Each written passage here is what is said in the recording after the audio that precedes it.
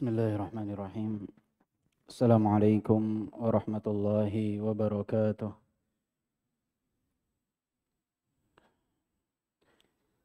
Innal hamdalillah nahmaduhu wa nasta'inuhu wa nastaghfiruh wa na'udzu billahi min shururi anfusina wa sayyiati a'malina may yahdihillahu fala mudilla lahu wa may yudlil fala hadiya lahu. وأشهد أن لا إله إلا الله ربي وحده لا شريك له وأشهد أن محمدا عبده ورسوله يا أيها الذين آمنوا اتقوا الله حق تقاته ولا تموتن إلا وأنتم مسلمون يا أيها الناس اتقوا ربكم الذي خلقكم من نفس واحدة وخلق منها زوجها وبث منهما رجالا كثيرا ونساء واتقوا الله الذي تساءلون به والأرحام إن الله كان عليكم رقيبا يا أيها الذين آمنوا اتقوا الله وقولوا قولا سديدا يصلح لكم أعمالكم ويغفر لكم ذنوبكم ومن يطع الله ورسوله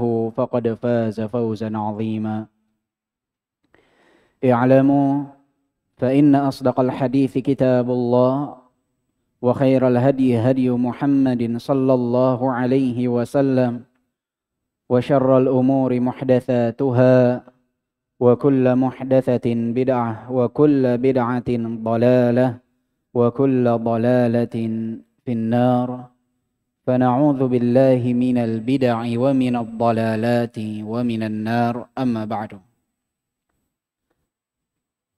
Hadirin yang dimuliakan oleh Allah Subhanahu wa taala, alhamdulillah wa syukrulillah. Allah Subhanahu wa taala di siang hari ini memberikan kesempatan dan begitu banyak kenikmatan kepada kita. Kita diberikan kesempatan oleh Allah Subhanahu wa taala untuk melaksanakan perkara yang Allah Subhanahu wa taala wajibkan atas diri kita. Pertama adalah melaksanakan salat zuhur secara berjamaah. Kemudian kita diberikan kenikmatan oleh Allah Subhanahu wa taala untuk dapat duduk di dalam majelis ilmu, mempelajari agama Allah Subhanahu wa taala.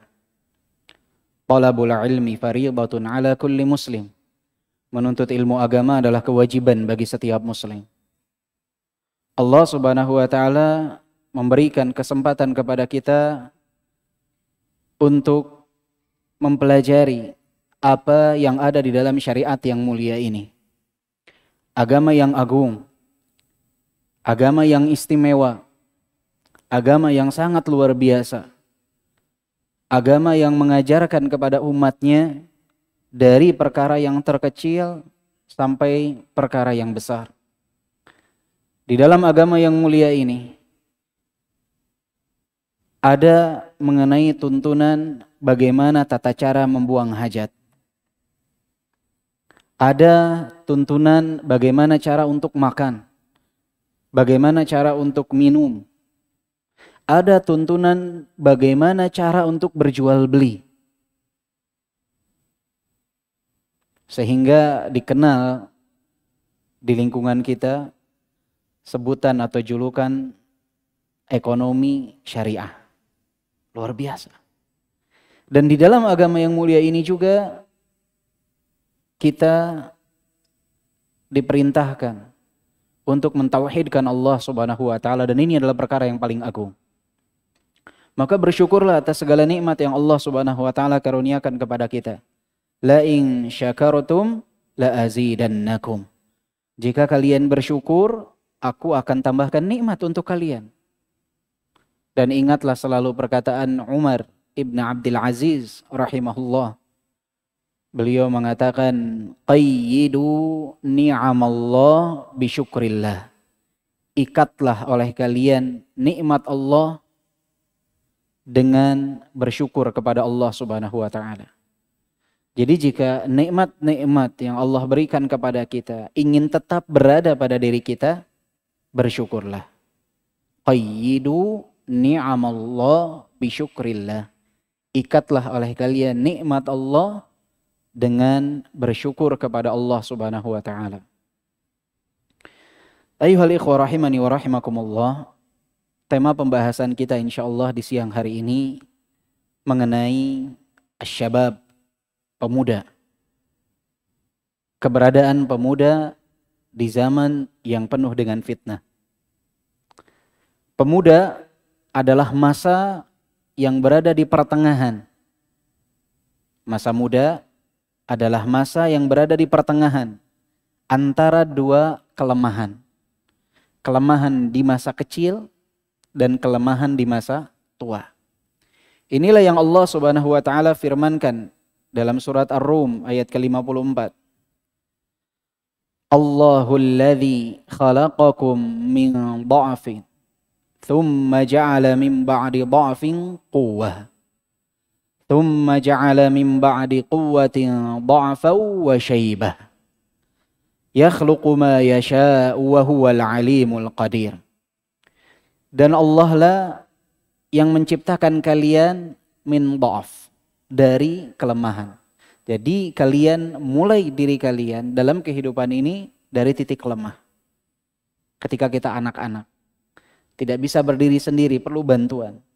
Dari mulai membuang hajat kita, dari mulai membersihkan diri kita. Di masa kecil, kita berada dalam kelemahan. Kemudian Allah katakan, "Tsumma ja'ala min ba'di dha'fin quwwah." Kemudian setelah masa lemah tersebut, Allah karuniakan masa kuat kepada kita. Dan inilah masa muda. Tsumma ja'ala min ba'di quwwatin dha'fan wa shaybah. Kemudian Allah jadikan setelah masa kuat tersebut, masa tua dan masa lemah kembali. Dan Allah menciptakan apa yang Allah kehendaki. Maka keberadaan seseorang di masa muda ini harus dimanfaatkan sebaik mungkin. Mengapa? Karena masa muda inilah masa yang dimana seseorang memiliki kekuatan dalam tubuhnya. Seseorang memiliki kejernihan akal untuk berpikir. Seseorang memiliki kekuatan dalam tubuhnya untuk beribadah kepada Allah Subhanahu wa taala. Ibaratnya seseorang naik ke atas bukit, masa muda adalah saat dia berada di puncak bukit tersebut. Jika keliru, jika salah langkah, dia dapat tergelincir, jatuh dari bukit yang tinggi. Allah Subhanahu wa taala di dalam Al-Qur'an pun menyebutkan tentang masa muda ini. Di dalam Al-Qur'an ada kisah tentang pemuda-pemuda yang taat kepada Allah Subhanahu wa taala. Juga ada pemuda yang kufur kepada Allah Subhanahu wa taala. Di antara kisah pemuda yang taat kepada Allah Subhanahu wa taala adalah Nabi Ibrahim alaihi salam. Qalu sami'na fatay yadhkuruhum yuqalu lahu Ibrahim. Nabi Ibrahim saat memerangi kekufuran, penyembahan manusia kepada berhala, berada dalam masa mudanya. Disebutkan fata, pemuda yang bernama Ibrahim. Bagaimana kegigihan Nabi Ibrahim alaihi salam menegakkan tauhid di masa mudanya. Dan bagaimana Ashabul Kahf. Allah Subhanahu wa taala sebutkan di dalam Al-Qur'an, innahum fityatun amanu bi rabbihim wa zidnahum huda. Mereka adalah fityah, para pemuda. Amanu bi rabbihim, beriman kepada Rabb mereka. Dan Allah tambahkan hidayah kepada mereka. Inilah para pemuda yang menegakkan agama Allah Subhanahu wa taala, yang beriman kepada Allah Subhanahu wa taala, yang Allah sebutkan di dalam Al-Qur'an. Tetapi ada juga pemuda yang kufur kepada Allah Subhanahu wa taala yang Allah sebutkan di dalam Al-Qur'an, yaitu putra dari Nabi Nuh alaihi salam. Dan ini pun menggambarkan kepada kita bahwa ketaatan dan kesolehan bukanlah sesuatu yang dapat diwariskan. Nabi Nuh, Rasul yang pertama. Tetapi putranya kufur kepada Allah Subhanahu wa ta'ala. Jika kesolehan merupakan sesuatu yang dapat diwariskan, harusnya secara otomatis putra Nabi Nuh harusnya menjadi seorang nabi. Tetapi tidak. Putra Nabi Nuh di dalam surat Hud ayat ke-42 dan 43 Allah sebutkan kisah tersebut. Ketika Allah firmankan, wa nada Nuhun ibnahu wa kana fi ma'zili ya bunay irkab ma'ana wa la takum ma'al kafirin.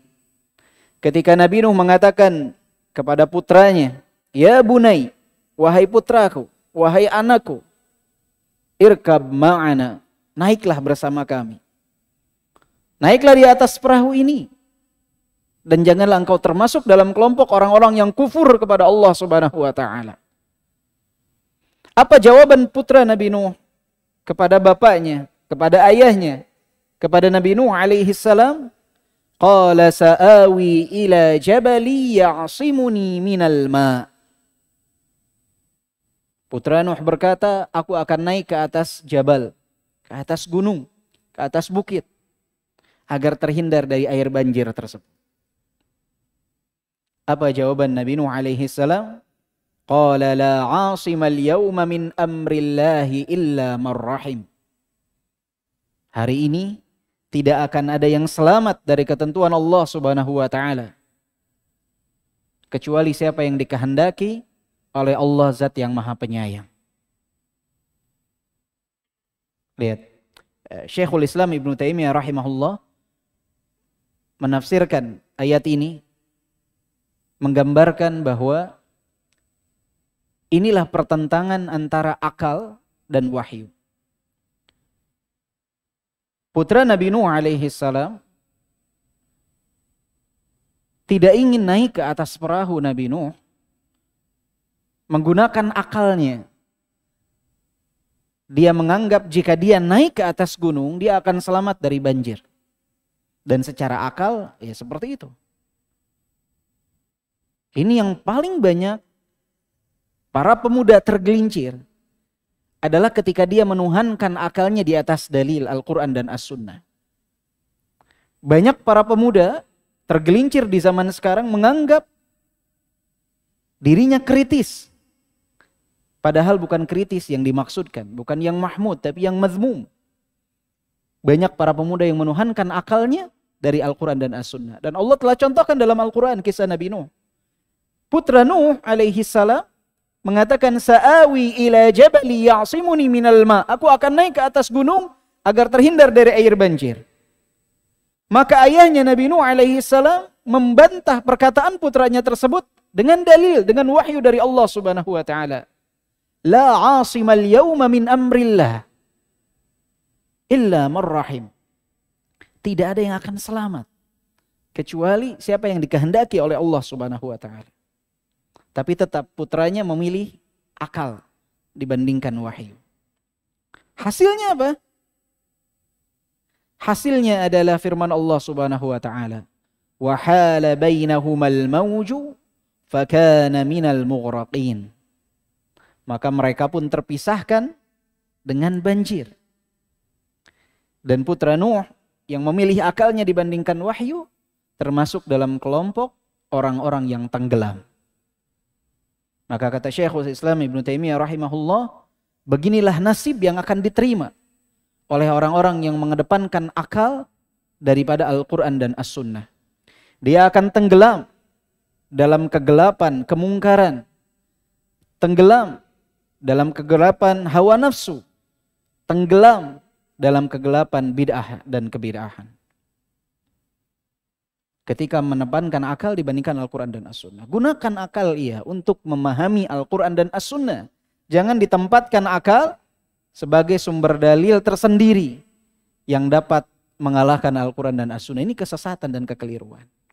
Dan antum bisa saksikan di zaman sekarang banyak penyakit ini dan paling banyak menimpa anak-anak muda. Khususnya mereka yang berada di bangku kuliah. Selesai masa SMA, dia masuk ke bangku kuliah, banyak di antara mereka yang tergelincir di dalam kesalahpahaman dalam menggunakan akalnya. Ini adalah contoh para pemuda dalam Al-Quran. Maka tinggal kita pilih apakah kita ingin seperti Nabi Ibrahim alaihissalam yang Allah puji sebagai pemuda dalam Al-Quran. Apakah kita ingin seperti Ashabul Kahf yang Allah puji di dalam Al-Quran. Atau kita ingin seperti putra Nabi Nuh. Waliyadzubillah.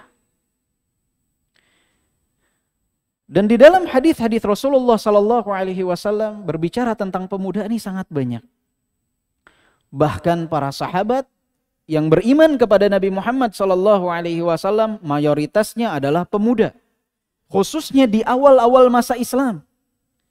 Di awal-awal masa Islam, saat itu laki-laki tertua yang masuk ke dalam Islam adalah Abu Bakar As-Siddiq yang usianya berada di bawah Nabi Muhammad SAW.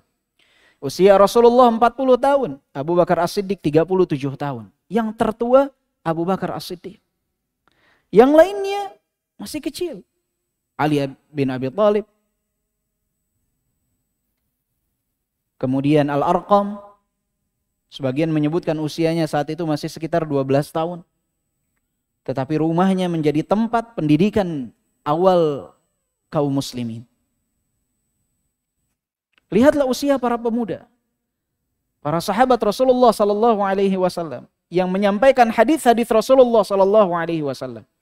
2/3 dari hadis yang diriwayatkan dari Rasulullah SAW oleh para sahabat, 2/3-nya diriwayatkan oleh mereka yang masih berada dalam usia muda ketika Rasulullah SAW wafat.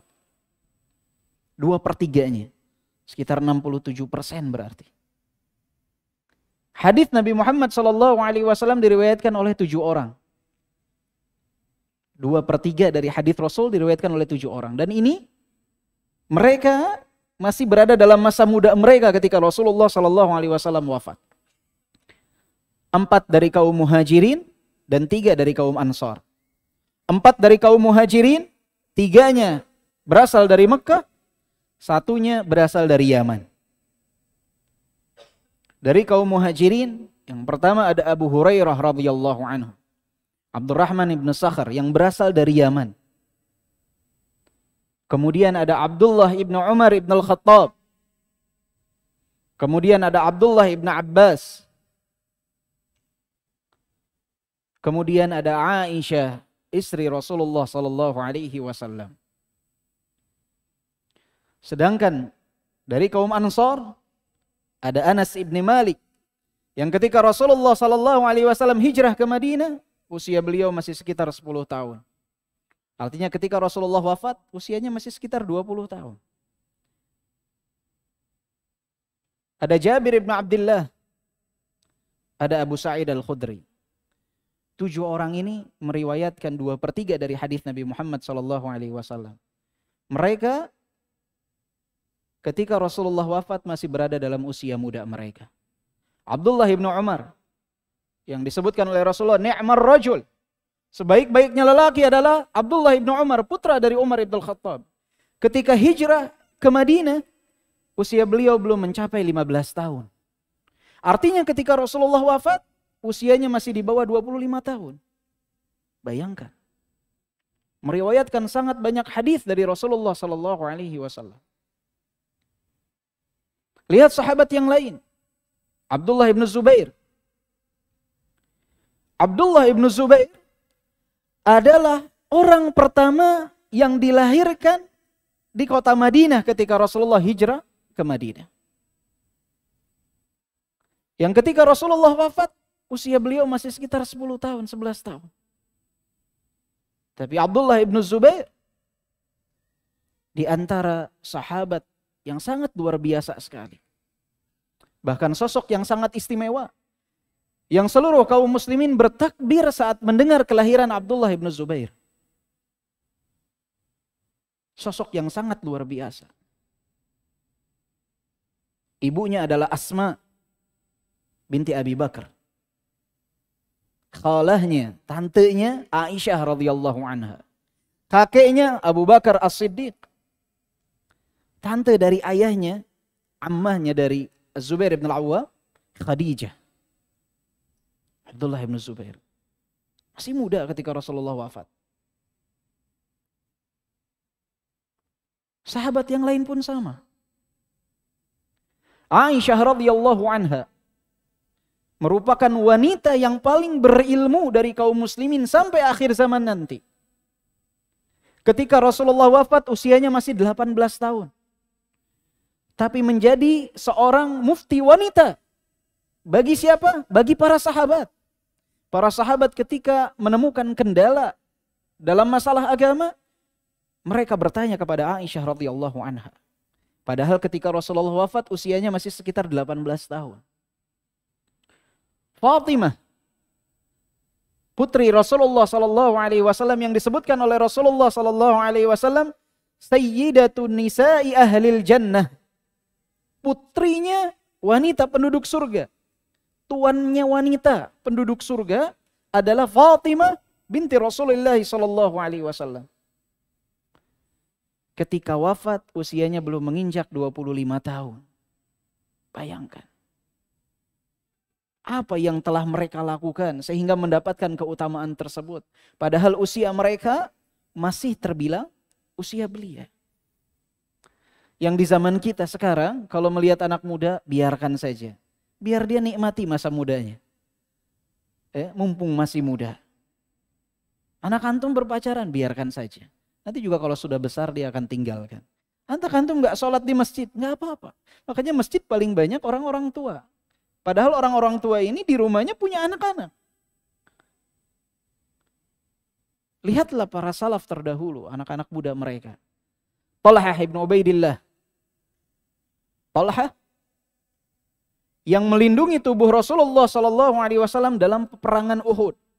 Ketika 700 kaum muslimin melawan 3.000 kaum musyrikin.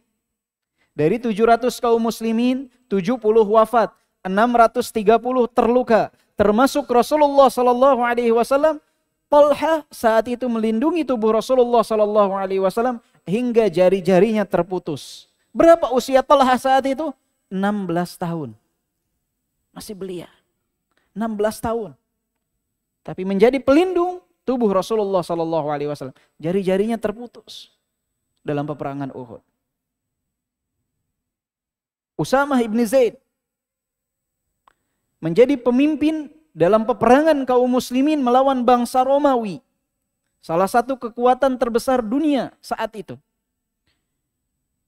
Berangkat dari Madinah menuju Syam, tempat berlangsungnya peperangan dengan bangsa Romawi.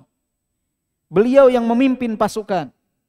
Diperintahkan oleh Rasulullah SAW. Wasiat Rasulullah sebelum beliau wafat. Dan kejadian tersebut terjadi di zamannya Abu Bakar As-Siddiq. Yang menjadi pasukan beliau saat itu adalah kibarus sahabah. Sahabat-sahabat yang kita kenal. Saat itu usia Usamah ibn Zaid 18 tahun. Pemuda. Betul-betul pemuda. Mereka betul-betul menegakkan tauhid. Mereka betul-betul gagah dalam memperjuangkan agama Allah Subhanahu wa taala. Di antara mereka ada ulama, di antara mereka ada mujahid. Sangat luar biasa. Muawwadh ibn Afra dan Muadz ibn al-Jamuh. Muawwadh ibn al-Afra dan juga Muadz ibn al-Jamuh adalah dua orang yang membunuh Abu Jahal dalam peperangan Badar. Abu Jahal. Kita semua sering dengar. Abu Jahal. Muawwadh ibn Afra dan juga Muadz ibn al-Jamuh mendengar bahwa Abu Jahal mencela Rasulullah SAW. Maka saat peperangan Badar berlangsung, mereka mengincar Abu Jahal. Dan mereka berhasil membunuh Abu Jahal. Usia mereka berapa? 14 tahun. 14 tahun. Muadz ibn Jabal. Kita sering dengar Muadz diutus oleh Rasulullah ke negeri Yaman di masa hidupnya Rasulullah. Kita berpikir ini usianya berapa Muadz ibn Jabal? Ya ikhwah, Muadz ibn Jabal ketika wafat usianya hanya 33 tahun. Tapi lihat, memegang mas'uliyah tanggung jawab yang besar. Karena masa muda mereka, masa muda yang diisi dengan ketaatan dan ketakwaan kepada Allah Subhanahu wa taala. Tidak seperti masa muda kita. Masa muda mereka berada di bawah bimbingan Rasulullah sallallahu alaihi wasallam. Dan wasiat Rasulullah sallallahu alaihi wasallam kepada para pemuda banyak. Rasulullah sallallahu alaihi wasallam di antara sabdanya mengatakan, "Ightanim khamsan qabla khamsin." Manfaatkanlah oleh kalian 5 perkara sebelum terjadi 5 perkara. Yang pertama Rasulullah sallallahu alaihi wasallam katakan, "Syababaka qabla haramik." Masa mudamu sebelum masa tuamu. Ini nasihat pertama dari Rasulullah. Manfaatkan masa muda sebelum datangnya masa tua. Karena masa tua kita mau jalan susah, mau sholat susah, mau ibadah susah, mau puasa enggak kuat. Mau bersedekah juga sudah sulit. Karena tinggal mengandalkan pemberian dari anak. Mau mengamalkan apapun sulit, sudah tua. Maka selagi muda, manfaatkan kata Rasulullah sallallahu alaihi wasallam. Wa sihhataka qabla saqamik, dan masa sehatmu sebelum masa sakitmu. Wa ghinaka qabla faqrik, dan kelapanganmu dalam harta sebelum datang kefakiran. Wa faraghaka qabla syughlik, dan masa luangmu sebelum datang masa sibukmu. Wa hayataka qabla mautik, dan masa hidupmu sebelum datang kematianmu. Manfaatkan. Selagi kita masih muda, manfaatkan. Ini wasiat dari Rasulullah sallallahu alaihi wasallam. Karena nanti di hari kiamat akan ditanya oleh Allah Subhanahu wa taala, tidak akan bergeser kaki ini sebelum ditanya tentang beberapa hal oleh Allah Subhanahu wa taala.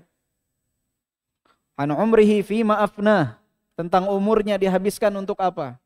Umur secara keseluruhan akan ditanya oleh Allah Subhanahu wa taala, dihabiskan untuk apa? Wa an syababihi fima abla, dari umur yang sekian panjang akan ditanya, dikhususkan masa muda. Digunakan untuk apa? Jadi umur secara keseluruhan akan ditanya dan masa muda akan ditanya lebih lagi.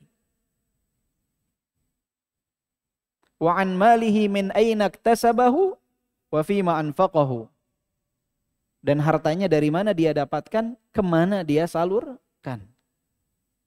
Wa an ilmihi madza amila fi, dan ilmunya apa yang dia amalkan dengan yang dia ketahui. Ini akan ditanya oleh Allah Subhanahu wa taala. Umur kita, masa muda kita, harta yang kita dapatkan, harta yang kita keluarkan. Harta akan ditanya. Jadi harta itu cuma tidak ditanya kemana disalurkan saja, tapi juga akan ditanya dari mana didapatkan harta tersebut. Ya, in out-nya akan ditanya. Masuknya dari mana, keluarnya kemana. Karena banyak zaman sekarang orang-orang yang kaya dari hasil korupsi, kaya dari hasil menipu, kaya dari hasil berjual beli dengan cara riba, kaya dengan kekayaan yang didatangkan dari jalan yang haram, kemudian dia manfaatkan untuk dia sedekahkan. Ya. Punya masjid fulan, punya pesantren fulan, punya pondok yatim fulan. Mereka lupa bahwa harta itu tidak hanya ditanya kemana disalurkan, tapi juga akan ditanya dari mana didapatkan. Dari mana didapatkan. Kemudian juga tentang ilmu, apa yang digunakan dari ilmu yang kita ketahui. Jangan sampai kita hanya tahu tapi tidak mengamalkan. Al-ilmu bila amal kasyajari bila thamar. Ilmu tanpa amalan itu seperti pohon tanpa buah. Maka kita harus mengamalkan apa yang kita ketahui semaksimal yang kita mampu. Dan Rasulullah sallallahu alaihi wasallam pun di dalam hadis beliau menyebutkan, innallaha la ya'jabu syab atau la ya'jabu minasyab laysat lahu sabwah. Sesungguhnya Allah Subhanahu wa taala mengagumi seorang pemuda laisat lahu sabwah, yang tidak dapat dikalahkan oleh hawa nafsunya, tidak mengikuti hawa nafsunya. Allah kagum. Karena masa muda ini mampu dia melakukan apa yang dia inginkan sesuai dengan hawa nafsunya. Allah kagumi dia ketika dia tidak terkalahkan oleh hawa nafsunya. Tidak mau tunduk kepada hawa nafsu dalam dirinya. Allah kagum. Ini bayangkan kita jika dikagumi oleh Allah Subhanahu wa taala, bagaimana perasaan kita? Antum jika ada yang menyebutkan fulan bin fulan, seorang saudagar kagum kepada antum, antum pasti bangga. Bapak Presiden mengagumi antum, oh antum pasti bangga. Ini Allah Subhanahu wa taala Rabbul Alamin, pemilik seluruh alam semesta, kagum. Kepada siapa? Pemuda yang tidak dikontrol oleh hawa nafsunya, tapi dia yang mengontrol hawa nafsunya. Yang tidak tunduk kepada hawa nafsunya, tapi hawa nafsunya yang tunduk kepada dia. Allah kagum. Oleh sebab itu, di antara 7 kelompok yang akan mendapatkan naungan dari Allah Subhanahu wa taala di hari kiamat kelak, ketika matahari hanya berjarak 1 mil dari tubuh kita di padang mahsyar, 7 kelompok yang akan mendapatkan naungan dari Allah tidak akan merasakan panasnya matahari tersebut. Salah satunya adalah syabun nasya'a fi ibadatillah, pemuda yang tumbuh dalam ibadah kepada Allah Subhanahu wa taala. 7 kelompok tidak akan terkena panasnya matahari tersebut. Yang pertama, imamun adil, pemimpin yang adil. Pemimpin yang adil. Mudah apa sulit jadi pemimpin yang adil? Susah. Antum jangankan memimpin negara, memimpin provinsi, memimpin kota, kita mimpin keluarga saja mau berlaku adil susah. Jangankan memimpin keluarga, kita memimpin diri kita sendiri saja untuk istiqomah di jalan Allah Subhanahu wa taala berat. Butuh perjuangan. Apalagi memimpin keluarga. Apalagi yang lebih besar. Maka pemimpin yang adil berhak mendapatkan tempat tersebut. Bahkan disebutkan pertama kali. Karena tidak mudah. Makanya para salaf terdahulu ketika diberikan amanah untuk memimpin, menangis mereka. Kalau di zaman sekarang, orang ketika diberikan amanah untuk memimpin, bahagia, tersenyum lebar. Buat acara syukuran. Yang kalah, yang stres, banyak yang menjadi gila. Ketika tidak dapat amanah. Para salaf terdahulu tidak. Mereka ketika tidak dapat amanah senang. Ketika dapat amanah untuk memimpin, menangis. Karena tahu bagaimana pertanggungjawaban nanti di hadapan Allah Subhanahu wa taala. Kemudian syabun nasya'a fi ibadatillah, pemuda yang tumbuh dalam ibadah kepada Allah Subhanahu wa taala. Karena masa muda itu masanya berpaling dari ketaatan, tapi dia fokus, ini berhak mendapatkan ganjaran yang luar biasa. Kemudian juga rajulun qalbuhu mu'allaqun fil masajid. Seseorang yang hatinya bergantung kepada masjid, rindu untuk kembali kepada masjid-masjid Allah. Kalau mendengar suara adzan, hatinya gelisah. Ingin datang ke masjid. Ingin berada di dalam masjid. Menjadi tenang dengan keberadaan dia di dalam masjid. Wa rajulan tahabba fillah ijtama'a alaihi wa tafarraqa alaihi. 2 orang yang saling cinta karena Allah, bersatu karena Allah, berpisah karena Allah. Kemudian rajulun da'atuhum ra'ah dzatu mansabin wa jamal faqala inni akhafullah. Seseorang yang dirayu oleh wanita yang memiliki jabatan, memiliki kecantikan, memiliki nasab yang baik, dia berpaling seraya mengatakan inni akhafullah. Sesungguhnya aku takut kepada Allah Subhanahu wa taala. Dirayu oleh wanita yang memiliki kecantikan, memiliki kedudukan, dia tidak mau. Seraya mengatakan inni akhafullah. Sesungguhnya aku takut kepada Allah Subhanahu wa taala. Rajulun tasaddaqa bi sadaqah fa akhfaha hatta la ta'lam shimaluhu ma tunfiqu yaminuh. Seseorang yang bersedekah secara sembunyi-sembunyi hingga digambarkan tangan kanannya memberi, tangan kirinya tidak mengetahui. Dan yang ketujuh adalah rajulun dzakarallahu khalian fafadat aina. Seseorang yang mengingat Allah dikala sendiri, berlinang air matanya. Dia mengingat Allah dikala sendiri, berlinang air matanya. Mengingat nikmat yang Allah karuniakan kepada dia, mengingat dosa yang dia lakukan kepada Allah Subhanahu wa taala, menetes air matanya. Ini 7 kelompok yang akan mendapatkan naungan dari Allah Subhanahu wa taala. Salah satunya tadi, pemuda yang tumbuh dalam ibadah kepada Allah Subhanahu wa taala. Jadi bukan berarti ketika seorang pemuda berada dalam ketaatan, bukan berarti ini anak nih nggak gaul, ini anak nih kayaknya ada gangguan mental. Kita kan sekarang merasa aneh kalau ada anak muda taat kepada Allah Subhanahu wa taala, seperti sesuatu yang mengherankan. Seakan-akan kasihan masa mudanya habis dalam hal tersebut. Kasihan tidak bisa menikmati masa muda. Tidak. Karena kehidupan ini nggak cuma di sini. Ini awal dari kehidupan. Setelah kematian kita di dunia, masih ada alam-alam yang lain yang menanti kehadiran kita. Di sana alam jaza, di sini tempatnya untuk beramal. Masa muda manfaatkan dalam ketaatan kepada Allah Subhanahu wa taala. Jangan terpengaruh dengan bisikan-bisikan yang menyebutkan hal-hal tadi. Tetap fokus dalam ibadah kepada Allah Subhanahu wa taala.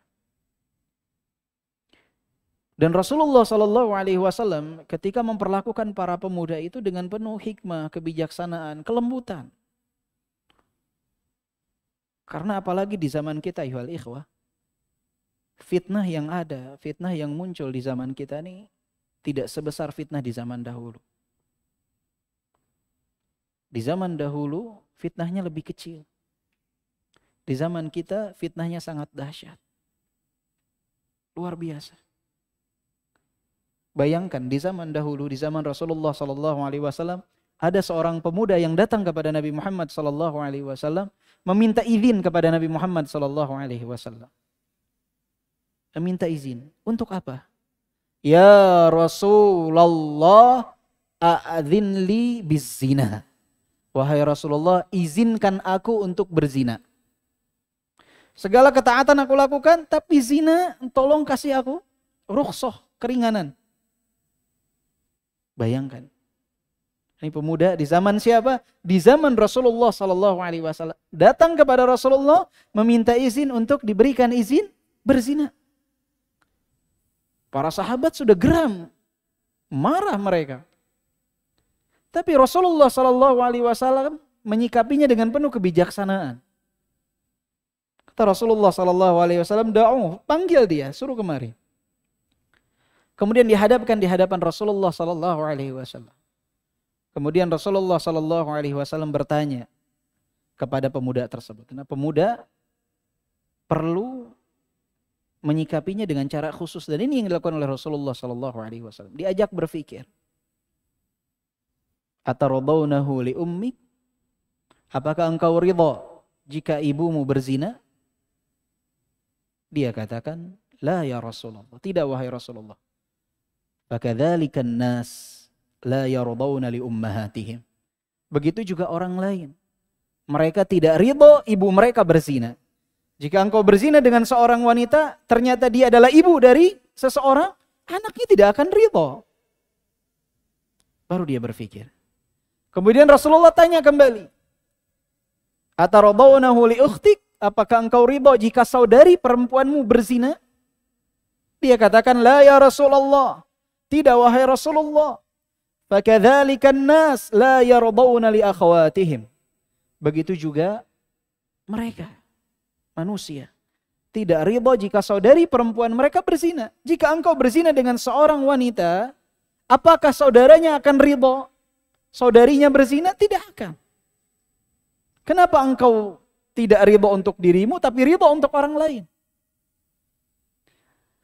Ataradawnahu li bintik? Apakah engkau ridha jika putri perempuanmu berzina? Jika engkau punya putri anak perempuanmu berzina? Dia katakan, la ya Rasulullah, tidak wahai Rasulullah. Fakadzalikan nas la yardawna li banatihim. Begitu juga orang lain, dia tidak ridha anak perempuan dia berzina. Ketika antum berzina dengan seorang wanita, ketahuilah dia adalah anak dari seorang bapak. Kita tidak ridho anak kita berzina, bagaimana kita ridho menzinahi seseorang yang bapaknya tidak ridho atas perzinahan tersebut? Ataradawnahu li khalatik, apakah engkau ridho jika khalahmu, saudari dari ibumu, tantemu dari pihak ibu, berzina? Dia katakan tidak. Kemudian Rasulullah tanya lagi, ataradawnahu li ammatik, apakah engkau ridho jika bibimu dari pihak laki-laki, pihak bapakmu, berzina? Dia katakan tidak. Kemudian Rasulullah SAW memegang dada pemuda tersebut, kemudian berdoa kepada Allah Subhanahu wa taala, Allahumma ghfir dzambah wa tahhir sadrah. Allahumma ghfir dzambahu wa tahhir qalbahu wa hassin farjahu. Ya Allah, ampunilah dosanya, sucikanlah hatinya, dan tamengilah kemaluannya. Jauhkan dia dari perzinahan. Maka pemuda tersebut keluar dari Rasulullah SAW mengatakan, tidak ada sesuatu yang paling aku cintai ketika berjumpa dengan Rasulullah kecuali zina, dan tidak ada sesuatu yang paling aku benci setelah keluar dari Rasulullah kecuali zina. Ini bagaimana Rasulullah SAW menyikapi pemuda dengan penuh kebijakan. Karena pemuda jarang sekali yang bisa kita berlaku keras kepada mereka. Akan berpaling, kabur. Maka perlu kelembutan. Diajak berpikir, diajak berdialog. Ini yang dilakukan oleh Rasulullah SAW. Maka orang tua harus melihat cara ini yang dilakukan oleh Rasulullah SAW. Dan lihatlah setelah diajak dialog, Rasulullah mendoakan. Kadang orang tua sudah marah-marah, tidak ajak dialog, didoakan pun tidak. Doakan sebagaimana Rasulullah mendoakan. Allahumma ghfir dzambah wa tahhir qalbah wa hassin farjah. Ya Allah, ampuni dia, sucikan hatinya, dan juga jagalah kemaluannya, tamengilah kemaluannya. Allah ijabah doa tersebut. Maka ini nomodaj dalam Al-Quran, contoh dalam Al-Quran, contoh dalam hadis, contoh bagaimana para salaf, para pemuda, para salaf. Ini yang harus jadi patokan untuk kita. Terlebih kita berada sekarang di zaman yang penuh dengan fitnah. Di zaman yang penuh dengan ujian. Di zaman yang penuh dengan cobaan. Cobaannya banyak-banyak. Baik itu fitnah syahwat ataupun fitnah syubhat. Fitnah syahwat yang sangat dahsyat dan fitnah syubhat yang sangat dahsyat juga. Fitnah syahwat sangat luar biasa. Antum katakan, ana biasa saja lihat perempuan di luar. Kenapa bisa biasa kita melihat wanita yang tidak berjilbab, wanita yang menggunakan pakaian yang membentuk lekukan tubuhnya? Karena terbiasa kita melihat.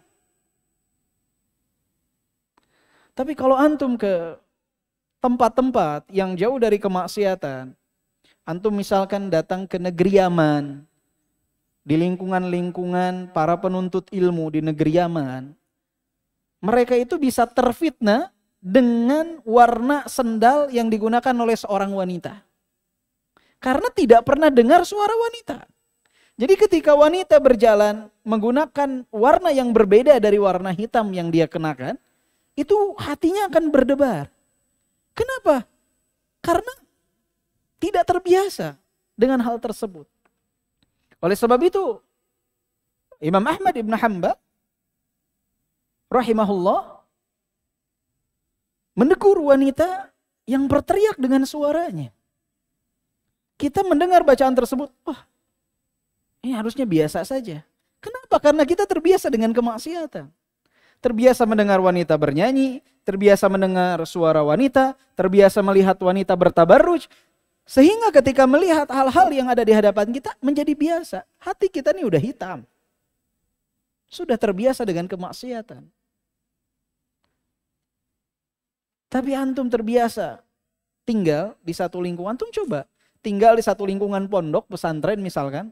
Antum 3 bulan tidak bertemu wanita misalkan. Kemudian antum keluar, lihat ada wanita lewat jalan, terlihat matanya, antum akan berdebar hatinya.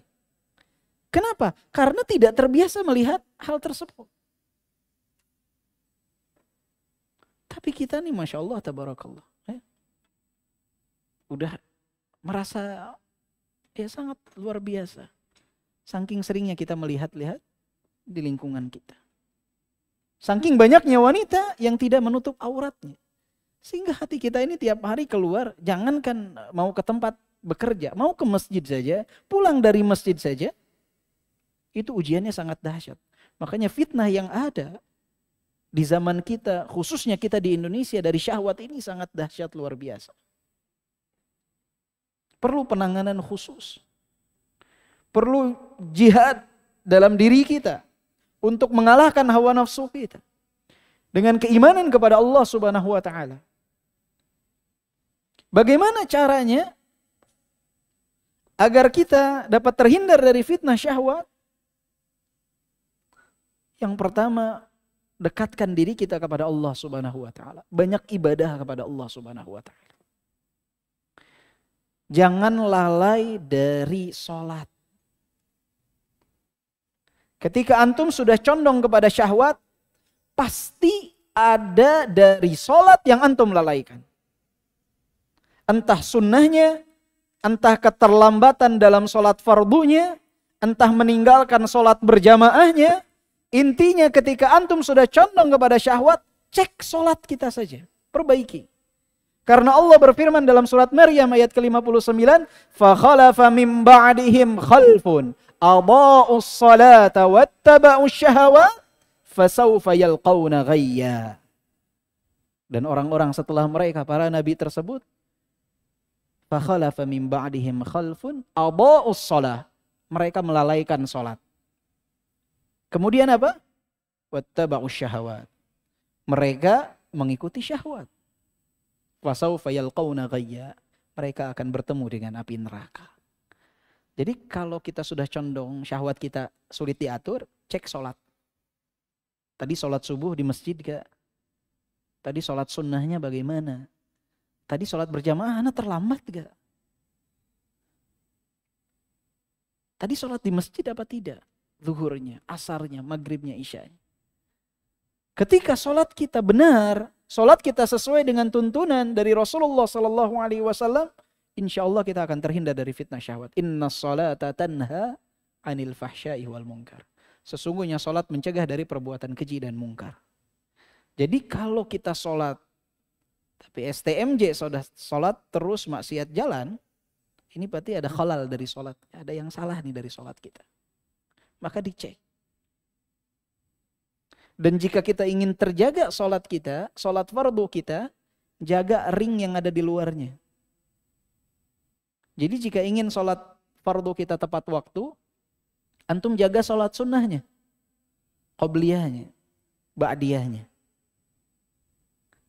Kalau qobliyah ba'diyah ini pertahannya sudah dapat ditembus, artinya antum sudah tidak peduli lagi dengan qobliyah dan ba'diyah, antum bisa saja sholat tepat waktu sholat fardu. Tapi lambat laun, antum akan ketinggalan 1 rakaat, 2 rakaat. Karena ring pertahanannya sudah ambruk. Sholat-sholat sunnah tadi. Kalau sudah kehilangan 1 rakaat, 2 rakaat, nanti aku akan terbiasa tertinggal sholat berjamaah. Akhirnya sholat di mana?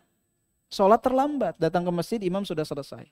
Ketika antum sudah terbiasa dengan hal tersebut, akan terbiasa nanti sholat di rumah. Ketika sudah terbiasa sholat di rumah, akan terbiasa mengakhirkan, menjamak waktu sholat tanpa sebab. Ketika sudah terbiasa, nanti akan meninggalkan sholat waliyadzubillah. Maka jika ingin mempertahankan sholat fardu ini, tidak hilang dari diri kita, jaga ring-ring pertahanannya. Ingin menjaga sholat fardu tepat waktu di masjid, jaga sholat sunnahnya. Kalau qobliyah dan ba'diyahnya sudah diistiqomahkan, insya Allah sholat fardunya terjaga. Kalau sudah mulai hilang sholat sunnah qobliyahnya, antum harus hati-hati. Cepat sadar, pertahankan kembali. Kalau sholat sudah terjaga, insya Allah kita terhindar dari fitnah syahwat. Selain fitnah syahwat, ada juga fitnah syubhat. Kerancuan-kerancuan pemikiran, apalagi di zaman kita, zamannya media online. Setiap orang itu, media sosial, orang bisa bicara. Dan bicaranya dia bisa didengar oleh seluruh manusia. Lewat channel YouTube, lewat Facebook, lewat Instagram. Semua orang bisa bicara. Walaupun tidak punya kemampuan untuk bicara. Maka antum perlu berhati-hati dan memfilter setiap berita yang masuk. Setiap tulisan yang antum baca. Khususnya di masa muda. Karena syubhat itu terus berkeliaran. Kalau tidak diurai, syubhat tersebut, kerancuan tersebut, ibarat benang yang antum gulung acak. Itu susah. Kalau nggak diurai satu persatu, akan membuat rusak akal kita. Atau jangan malas, anak aman, anak sering ikut kajian tiap pekan 1 kali. Sholat juga rajin, anak nggak khawatir dengan fitnah syubhat. Ini tiap hari baca syubhat, baca syubhat, baca syubhat. Hati-hati. Bisa tergelincir, bisa. Ada salah satu ulama yang berasal dari Saudi Arabia. Ibunya dari Qasim. Al-Qasimi, dia disebut Al-Qasimi. Bapaknya berasal dari Mesir. Dahulu orang ini sangat dipuji oleh para ulama dan memang sangat luar biasa dahsyat. Menulis kitab bantahan kepada pemahaman-pemahaman liberal dan kemurtadan-kemurtadan sebanyak 1.600 halaman, 2 jilid. Para ulama saat itu mengatakan sesungguhnya Al-Qasimi dengan bukunya tersebut telah memberi bidadari surga. Artinya ini bukunya sangat manfaat. Hampir setiap di maktabah perpustakaan para ulama pasti ada bukunya dia. Tapi salah satu kelemahannya, dia itu sering mendengarkan syubhat. Hobinya debat. Antum tahu wafatnya di mana? Wafatnya dalam keadaan ilhad, keluar dari agama Allah Subhanahu wa taala. Menghina ayat-ayat Al-Quran. Kehidupan di akhir hayatnya bersama wanita-wanita malam. Padahal di awal masa mudanya beliau sangat dikenal. Bahkan menjadi penulis di salah satu majalah yang ada di Mesir. Membantah penyimpangan-penyimpangan yang ada saat itu di Mesir. Buku-bukunya sangat diterima oleh khalayak banyak. Jika sekelas ulama seperti itu pun bisa tergelincir karena mendekati jurang syubhat, bagaimana dengan kita, ana dan antum semua? Maka ketika muncul sesuatu yang rancu yang kita baca, segera urai. Bagaimana cara mengurainya? Belajar. Tanya kepada guru, tanya kepada syekh, tanya kepada ustadz. Ini apa maksudnya? Anak takut salah memahami. Seperti itu. Kalau tidak, kita akan mudah di brainwash oleh orang-orang yang menginginkan penyimpangan ada di dalam tubuh kaum muslimin. Hati-hati. Zaman sekarang luar biasa, dahsyat. Syubhat ini harus diurai. Dengan apa? Dengan ilmu. Oleh sebab itu, Imam Ibnul Qayyim rahimahullah mengatakan dalam Talbis Iblis kitab beliau, bahwa langkah pertama yang dilakukan oleh iblis untuk memalingkan manusia adalah menjauhkan mereka dari ilmu. Karena ketika seseorang jauh dari ilmu, dia akan berada di dalam kegelapan. Dan ketika berada dalam kegelapan, tidak ada cahaya ilmu, akan mudah dia terombang-ambing dalam kesesatan. Akan mudah dijerumuskan dalam kesesatan oleh iblis. Jadi langkah pertama iblis ingin memalingkan manusia, dijauhkan dia dari ilmu. Karena ilmu ini adalah cahaya. Kalau sudah mati cahayanya, dia akan berjalan dalam kegelapan. Orang kalau berjalan dalam kegelapan tidak tentu arah. Tabrak kanan, tabrak kiri. Jatuh ke jurang. Seperti itu. Maka antum ketika menjalani kehidupan ini, jalan kehidupan ini panjang. Harus punya lampu penerang. Lampu penerangnya ini apa? Ilmu. Dengan cara apa dapat ilmu? Belajar. Belajarnya kepada siapa? Belajar kepada orang-orang yang antum dapat mengambil ilmu dari mereka. Yang amanah dalam menyampaikan. Karena sekarang di zaman media sosial, orang dengan mudahnya menulis. Mudah menulis tanpa sumber yang pasti. Menerjemahkan sesuai apa yang dia fahami. Hati-hati. Jangan sampai kita tergelincir. Dan kita harus meninggalkan dua fitnah ini, fitnah syubhat dan fitnah syahwat ini, baik dalam kehidupan offline kita atau kehidupan online kita. Karena kita ini agak beda di zaman sekarang dengan 20 tahun yang lalu, 30 tahun yang lalu. Pemuda 30 tahun yang lalu hidupnya ya offline saja. Kita nih hidup di dua dunia, dunia offline dan di dunia online. Ada yang Masya Allah di dunia offline-nya itu terhindar dari fitnah syahwat. Kalau ada wanita nunduk. Di dunia offline-nya terhindar dari fitnah syubhat. Tapi di dunia online-nya liar ya. Fitnah syubhat dia tergelincir. Menggunakan akun palsu, nama palsu. Kemudian dia menulis apa yang dia ingin tulis. Di dunia online-nya dia tidak terbendung dalam syahwat. Apalagi saat berada dalam kesendirian. Kita ini berat hidup di masa yang berat. Dua dunia, online dan offline. Maka kita lihat bagaimana kita dengan syubhat dan syahwat ini di dua dunia ini. Dunia online dan dunia offline. Jangan sampai kita tergelincir di salah satu dari dua dunia tersebut. Maka antum semua ana rasa punya handphone kan? Handphone itu adalah media antum untuk berada di dunia online ini. Hati-hati. Jangan sampai tergelincir dalam fitnah syubhat, dalam fitnah syahwat. Kita ini perlu mujahadah yang luar biasa. Perlu selalu mengingat kesalahan kita. Perlu selalu meminta doa kepada orang-orang yang dapat mendoakan kita, orang tua kita. Minta kepada mereka bantuan doa. Agar kita selamat dari dua fitnah ini. Fitnah syubhat dan fitnah syahwat. Caranya juga selain daripada doa. Harus ada muraqabatullah. Merasa diawasi oleh Allah subhanahu wa ta'ala. Yastakhfuna minan nas wala yastakhfuna minallah. Di antara manusia itu ada yang takut dari pandangan manusia tetapi tidak takut dari pandangan Allah. Maka ketahuilah Allah memandang apa yang kita lakukan. Muraqabatullah, merasa diawasi oleh Allah subhanahu wa ta'ala itu harus tertancap dalam hati kita. Jadi gak perlu CCTV, gak perlu hal-hal tersebut.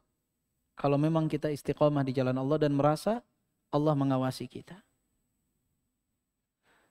Imam Ahmad ibn Hanbal pernah ada seseorang yang membacakan bait puisi di hadapan beliau.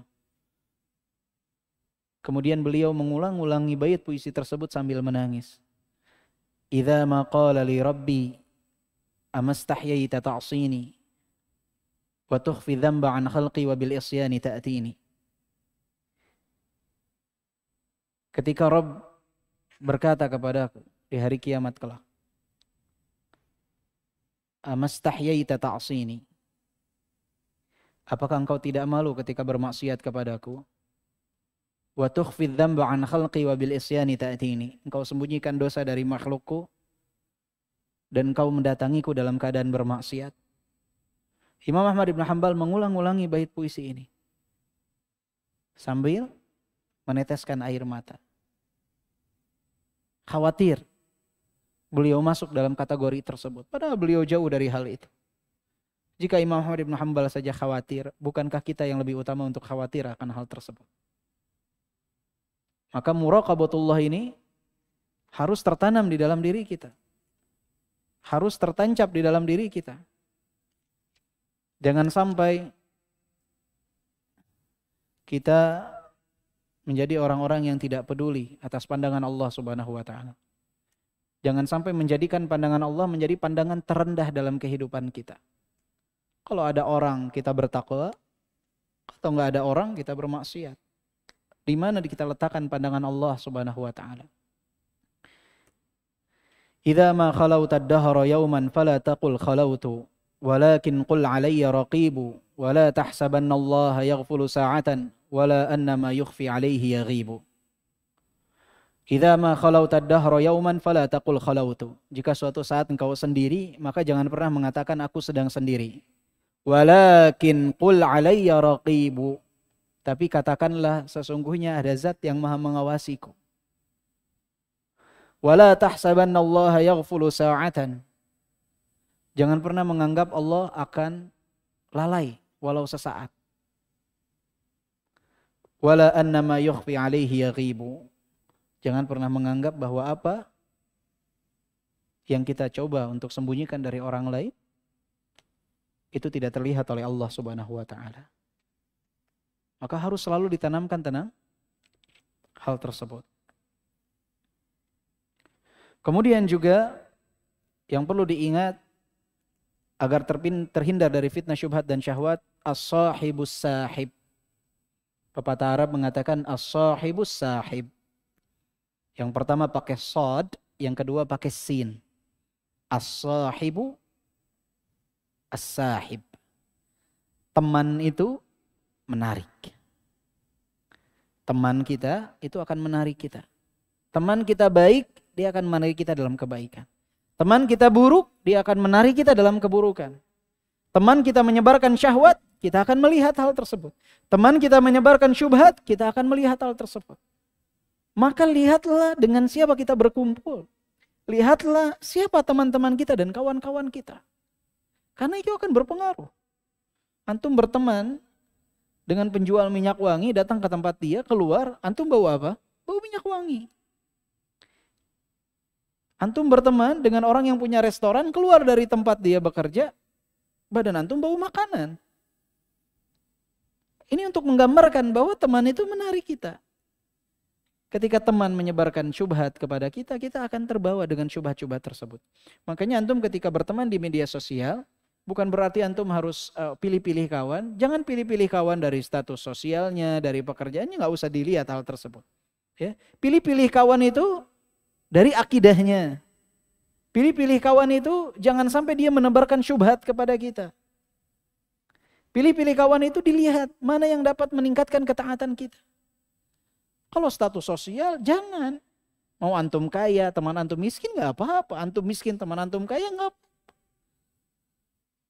Pertemanan dalam ketaatan sesuatu yang baik. Tapi pilihlah teman, jangan sampai antum berada dalam lingkungan orang-orang yang suka menebarkan syubhat, kerancuan-kerancuan pemikiran. Atau orang-orang yang terbiasa menebarkan syahwat. Antum berada dalam satu grup, orang yang terbiasa men-share video-video yang tidak baik. Atau foto-foto yang tidak layak. Tinggalkan grup tersebut. As-sahibus sahib. Pertama antum lewat doang. Nanti malam kepikiran, dibuka gambar tersebut. Terfikir. Terus akhirnya gambar demi gambar. Syubhat pun sama. Pertama antum lewat saja. Lama-kelamaan antum, oh iya juga ya. Tidak terpecahkan syubhat demi syubhat tertanam. Akhirnya antum akan mengingkari yang ma'ruf dan menganggap baik yang mungkar. Karena apa? Karena sudah terbiasa dengan syubhat dan syahwat tersebut. Bahkan antum akan menjadi pengingkar kepada orang-orang yang mengingkari kemungkaran. Kenapa? Karena memang sudah terbiasa. Hati-hati as-sahibus sahib. Dan yang terakhir ya ikhwah rahimani wa rahimakumullah, yang perlu kita ingat, masa muda ini adalah nikmat dari Allah Subhanahu wa taala. Dan nikmat-nikmat yang lainnya Allah Subhanahu wa taala berfirman di dalam Al-Qur'an, "Tsumma latus'alunna yawma idzin 'anin na'im." Antum semua hafal ayat ini. "Tsumma latus'alunna yawma idzin 'anin na'im." Kemudian di hari kiamat kelak kalian akan ditanya tentang nikmat yang Allah karuniakan kepada kalian. Nikmat yang Allah berikan kepada kita. Masa muda kita. Kelapangan waktu kita. Anggota tubuh kita. Media elektronik yang kita miliki. Semua akan ditanya oleh Allah Subhanahu wa taala. Tsumma latus'alunna yawma idzin 'anin na'im. Maka jika kita tahu Allah akan bertanya atas nikmat yang Allah karuniakan kepada kita, siapkanlah jawaban terbaik untuk menjawab pertanyaan tersebut saat kita berdiri di hadapan Allah Subhanahu wa taala. Siapkanlah apa yang akan kita jawab di hadapan Allah atas nikmat yang Allah berikan kepada kita. Mungkin itu yang bisa Ana sampaikan pada kesempatan kali ini. Semoga apa yang disampaikan bermanfaat pertama untuk Ana secara pribadi dan untuk kita semua. Semoga Allah Subhanahu wa taala mengumpulkan kita di dalam surganya kelak. Alhamdulillah. Ada pertanyaan? Lewat WA. Taib. Bismillah. Ada beberapa pertanyaan, insyaallah kita akan coba jawab yang mampu untuk kita jawab. Ada yang bertanya, pemuda di dalam Islam itu sampai usia berapa sebetulnya? Apakah usia 32 tahun masih termasuk dalam usia yang disebut muda? Para ulama menyebutkan bahwa usia muda itu sampai juga usia 40 tahun masih disebut muda. Bahkan Rasulullah ketika menerima wahyu itu dalam izzus syabab, dalam puncaknya masa muda. Jadi sampai usia 40 itu masih disebut muda. Dan memang rata-rata seperti itu. Fisik seseorang itu puncaknya adalah dari 20 sampai 30 tahun. Setelah itu 40 tahun dia akan mulai mengalami penyakit demi penyakit dan mulai berada dalam titik kelemahan. Jadi 32 tahun yang masuk dalam kategori pemuda. Masuk dalam kategori pemuda. Jadi seseorang disebut pemuda itu bukan berarti kalau udah nikah berarti bukan pemuda lagi. Ya. Ada yang menikah usia 18 tahun apa keluar dari sebutan kata pemuda ya masih pemuda. Artinya masih muda dia walaupun sudah menikah. Jadi memang kalau dalam bahasa Indonesia mungkin pemuda ya yang belum menikah mereka disebut muda, Allahu a'lam kalau dalam bahasa Indonesia. Tapi dalam Islam usia muda sampai 40 masih disebut muda. Ya. Jadi masih muda semua di sini insyaallah ya. Kemudian ada yang bertanya,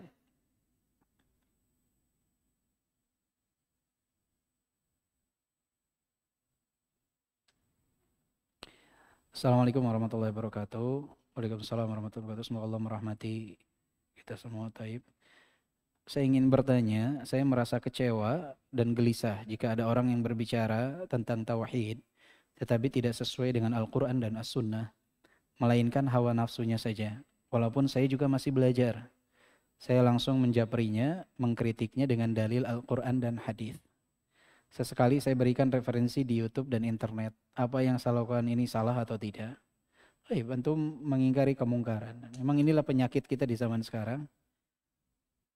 Banyak orang yang berbicara tentang ilmu agama tanpa didasari ilmu. Makanya para ulama sering menyebutkan dua ilmu yang paling banyak dizalimi oleh manusia di zaman sekarang. Ilmu agama dan ilmu politik. Dua ilmu ini semua orang ngomong, walaupun tidak punya keilmuan atasnya. Beda dengan ilmu yang lain. Ilmu matematika misalkan. Antum tanya kepada seseorang yang tidak punya basic matematika, antum tanya, 2 log 16 berapa?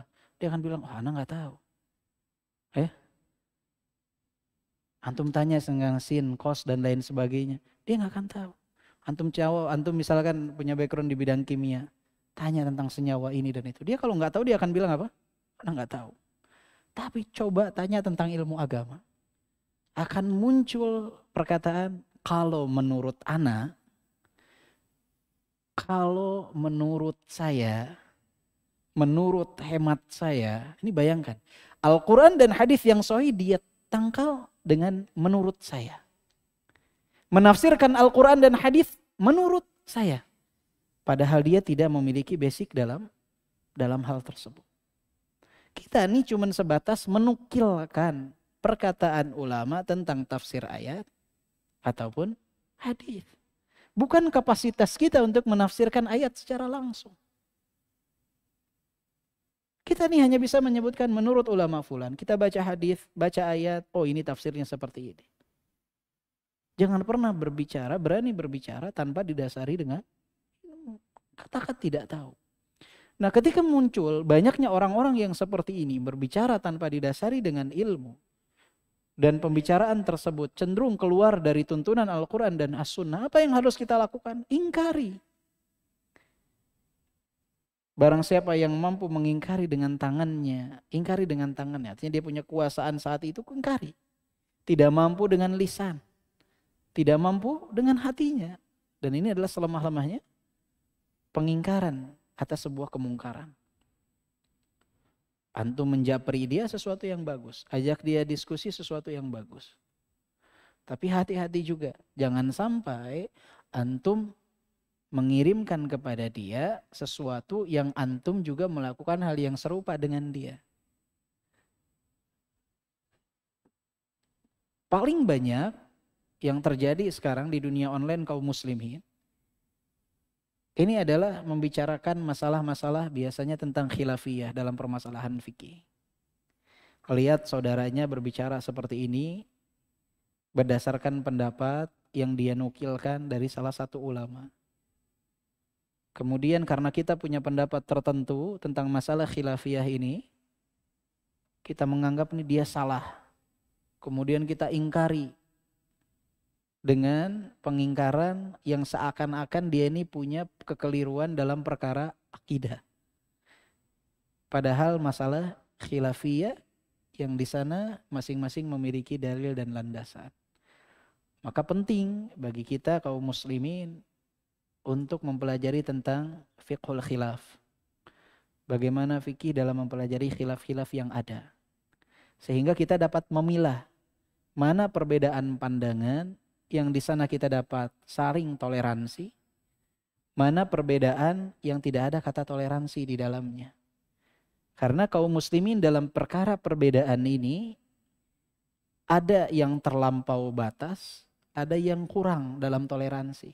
Harusnya kan berada di pertengahan. Ada yang kurang dalam toleransi. Perbedaan masalah fikih sedikit ributnya sampai bertahun-tahun. Biasa baca bismillahnya sir. Datang ke masjid bismillahnya jahar. Gak mau sholat di belakang imamnya. Menghajar imamnya. Tidak mau tegur sapa dengan imamnya. Kenapa? Imamnya bismillahnya dikeraskan. Ana biasa dipelankan. Imamnya kunut subuh, ana tidak kunut subuh. Perang. Atau kebalikannya. Dia gak kunut subuh, ana kunut subuh. Perang akhir.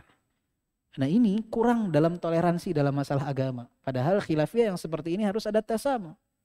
Saling berlapang dada. Oh dia kalau sholat id 8 kali takbir. 7 kali takbirnya tidak termasuk takbiratul ihram. Kalau ana berpendapat 7 kali takbir termasuk takbiratul ihram. Ribut. Oh, anak kalau 2 rakaat sholat duduknya iftirosh. Dia kenapa tawarruk? Ribut. Bukan yang seperti ini. Ini harus ada toleransi dalam perkara ini. Ada yang toleransinya kebablasan. Dalam masalah akidah, keyakinan agama, dia bertoleransi. Ikut merayakan hari raya umat lain. Ikut ini dan itu. Ini kebablasan dalam toleransi. Maka umat Islam harus menjadi umat pertengahan. Yang mana di sana boleh seseorang berlapang dada dalam perkara khilaf, ada yang tidak bisa. Ini salah-salah. Makanya perlu untuk mempelajari fiqhul khilaf tersebut. Wallahu a'lam.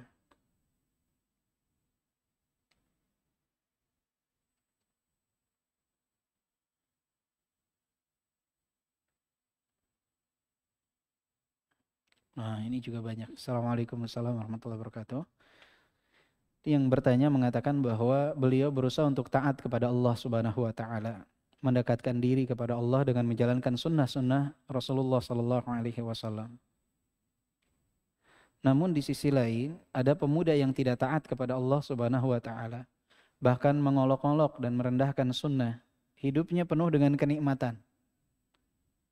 Sampai saat ini kesehatan, rezekinya berlimpah, keluarganya bahagia. Sedangkan saya, kata si penanya, keluarga saya berantakan, rezeki pun kurang, dan banyak kenikmatan yang tidak saya dapatkan seperti si fulan.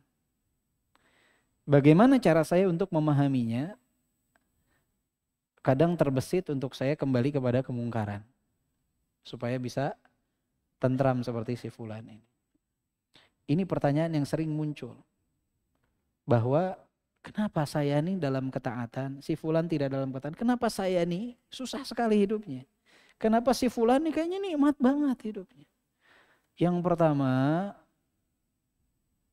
terbagi ke dalam dua bagian. Yang pertama, antum harus cek lagi betul gak antum tuh taat kepada Allah Subhanahu wa taala. Betul gak kita nih taat kepada Allah? Betul tidak kita nih betul-betul ikhlas dalam beribadah kepada Allah Subhanahu wa taala? Ini pertanyaan pertama yang harus ditanyakan. Kita nih betul gak menghambakan diri kepada Allah Subhanahu wa taala? Ibadah kita ini betul tidak karena Allah Subhanahu wa taala? Karena jika muncul keinginan untuk kembali kepada kemungkaran setelah ketaatan, tandanya ada sesuatu yang perlu dipertanyakan tentang niat kita dalam ibadah kepada Allah Subhanahu wa taala. Apakah kita ingin mendapatkan balasan di akhirat kelak atau di dunia? Karena orang yang ikhlas dalam beribadah kepada Allah, dia sadar balasan terbaik telah Allah sediakan baginya di mana? Di akhirat kelak. Jadi yang pertama cek dulu, betul gak kita ini sudah ibadah? Betul gak kita ini telah taat kepada Allah Subhanahu wa taala? Yang kedua yang perlu diingat, rizki itu tidak hanya harta. Rizki seseorang itu tidak hanya harta. Rizki yang terbaik yang diterima oleh seseorang adalah ketika dia berada dalam ketaatan kepada Allah Subhanahu wa taala. Ini nikmat yang luar biasa. Kenikmatan yang agung yang tidak dapat terbayarkan oleh harta. Ya. Makanya di antara doa yang dianjurkan itu mengatakan apa? Allahumma la taj'al musibatana fi dinina. Ya Allah, jangan kau jadikan musibah yang menimpaku dalam perkara agamaku. Jadi ketaatan antum dalam perkara agama itu nikmat yang luar biasa yang tidak bisa terbayarkan dengan harta sebanyak apapun. Dan antum jangan menganggap bahwa dia bahagia dengan kekayaannya ketika dia jauh dari ketaatan. Orang sekaya apapun, jauh dari ketaatan, tersiksa hatinya. Ala bidzikrillahi tatmainnul qulub. Dengan berzikir kepada Allah, hati akan menjadi tenang. Yang memiliki hati, yang membuat hati, Allah zat yang menciptakan manusia, yang mengatakan bahwa dengan berzikir kepada Allah hati menjadi tenang. Bukan dengan kaya, dengan bermaksiat, dengan jauh dari ketaatan hati akan menjadi tenang, bukan. Dengan berzikir. Maka antum jangan menganggap mereka bahagia. Hati mereka tersiksa ketika jauh dari ketaatan. Dan rata-rata mayoritas manusia itu yang paling bahagia adalah yang tidak disebut kategori kaya. Yang kaya itu banyak masalahnya. Rata-rata mayoritas tersiksa hidupnya. Ana dulu pernah bekerja di bidang travel umroh. Menangani jamaah yang bermacam-macam. Dari yang hotelnya bintang 3, bintang 4, bintang 5. Selama bertahun-tahun Ana pelajari, orang yang paling bahagia adalah yang tinggal di bintang 3 dan bintang 4. Orang yang paling banyak masalah dalam keluarganya yang tinggal di bintang 5. Yang lebih banyak lagi masalahnya yang tidak tentram hidupnya, yang paketnya paling spesial. Itu rata-rata gak nyaman hidupnya. Penuh dengan permasalahan. Kalau bercerita itu luar biasa.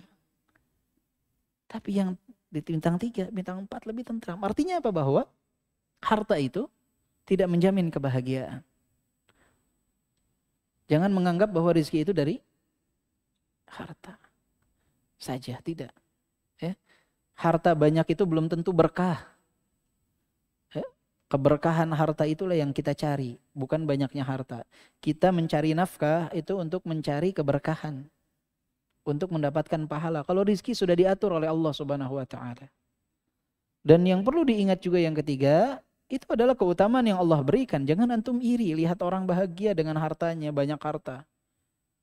Dzalika fadlullah yu'tihi may yasha. Itu adalah keutamaan dari Allah. Allah berikan kepada siapa yang Allah kehendaki.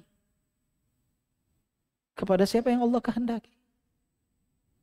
Dan semakin banyak harta yang dia dapatkan, semakin banyak pertanggungjawaban dia nanti. Semakin sedikit harta kita, semakin sedikit apa yang kita pertanggungjawabkan. Antum punya rumah 1, orang punya rumah 10, tanggung jawabnya beda. Yang punya rumah 10 dia akan bertanggung jawab di hadapan Allah Subhanahu wa taala atas kekayaan ini dia gunakan untuk apa? Padahal rumah yang dia pakai tetap 1.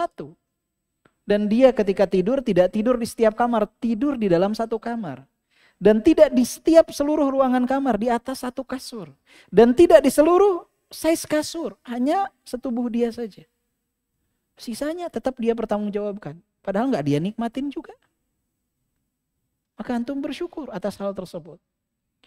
Dan yang keempat, yang antum mesti fahami bahwa Allah itu memberikan nikmat kepada kita sangat dahsyat. Nikmat yang luar biasa. Nikmat yang sangat luar biasa. Bahkan ada salah seorang salaf, salah satu amir di zaman salaf, itu ditanya, apakah ketika engkau berada dalam kehausan, kemudian ada seseorang yang memberikanmu segelas air, apa yang akan kau berikan? Dahaga nih, gak ada air, dikasih segelas air. Apa yang akan kau berikan sebagai gantinya kepada dia? Dia akan katakan, aku akan berikan nisfu mulki. Aku akan berikan setengah dari kekuasaanku. Baik. Jika yang sudah masuk tersebut, ternyata engkau tidak bisa keluarkan. Dia tidak bisa buang air kecil. Dari air tersebut gak bisa buang air kecil. Apa yang kau berikan? Aku akan berikan setengah dari kekuasaanku. Maka kata salah seorang salaf tersebut mengatakan, subhanallah, ternyata seluruh kekuasaanmu itu hanya sebesar satu gelas air saja yang masuk dan keluar dari tubuh. Artinya nggak ada harta, nggak ada harganya. Antum punya jari ini satu, kalau ada orang yang nawar, namanya udah 10 miliar mau dijual gak? Satu jari 10 miliar, nggak ada yang mau jual. Artinya berarti ini lebih berharga dari 10 miliar. Antum punya berapa jari? Punya mata, bisa melihat, kepala, badan. Rizki Allah subhanahu wa ta'ala sangat luas. Jangan terbatas menganggap rizki itu hanya dalam bentuk uang. Ingat 4 poin tadi. Ya. Pertama, cek apakah betul kita ini telah taat kepada Allah. Yang kedua, ingat bahwa rizki itu tidak hanya harta dunia. Yang ketiga, perlu diingat bahwa keutamaan itu Allah subhanahu wa ta'ala berikan kepada siapa yang Allah subhanahu wa ta'ala kehendaki. Dan yang keempat yang perlu diingat juga bahwa apa yang Allah berikan kepada kita ini nilainya sangat luar biasa. Dan pertanggungjawaban semakin banyak harta itu semakin berat di sisi Allah subhanahu wa ta'ala.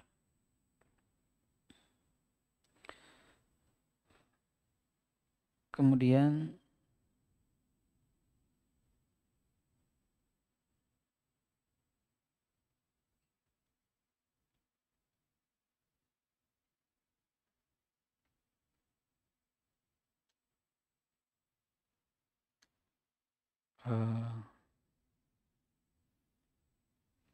banyak ya.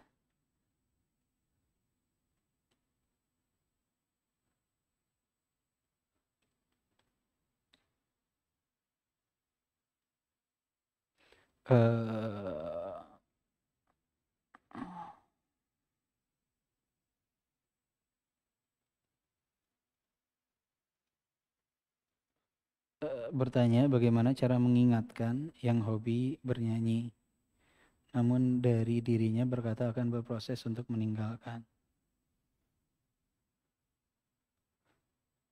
Ya dinasehati dengan cara yang hikmah, dengan cara yang baik. Diajak untuk mendekatkan diri kepada Allah subhanahu wa ta'ala. Suara indahnya tersebut lebih baik dimanfaatkan untuk melantunkan ayat Al-Quran. Yang insya Allah dapat digunakan untuk berdakwah. Dia bisa jadi imam dengan hafalannya, dengan suaranya yang merdu. Yang dapat menarik kaum muslimin untuk nyaman sholat di belakang dia. Pahalanya luar biasa. Diingatkan tentang keutamaan-keutamaan tersebut. Itu sangat luar biasa insya Allah.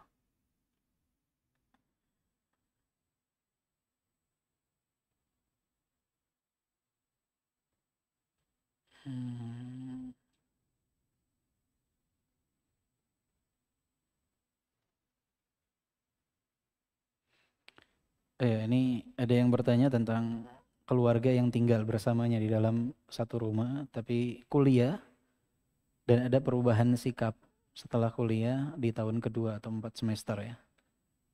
Bagaimana cara merubahnya? Yang tadi, yang pertama sahibus sahib. Dia satu rumah dengan antum, teman dia di kuliah ini siapa? Guru dia di kampus siapa? Lingkungan dia di kampus siapa? Teman-teman dianya siapa? Maka dalam hal ini seorang dokter itu kalau mau mengobati, tahu dulu penyakitnya. Ketika tahu penyakit, dia baru kasih obat resep kan. Maka antum ketika lihat ada seseorang yang jauh dari ketaatan, selain antum coba nasihati langsung kepada dia, juga dilihat sebabnya apa dia jauh dari ketaatan. Ketika tahu sebabnya apa, maka antum dengan mudah mengcounter kesesatan atau kesalahan pemahaman dia dalam agama tersebut.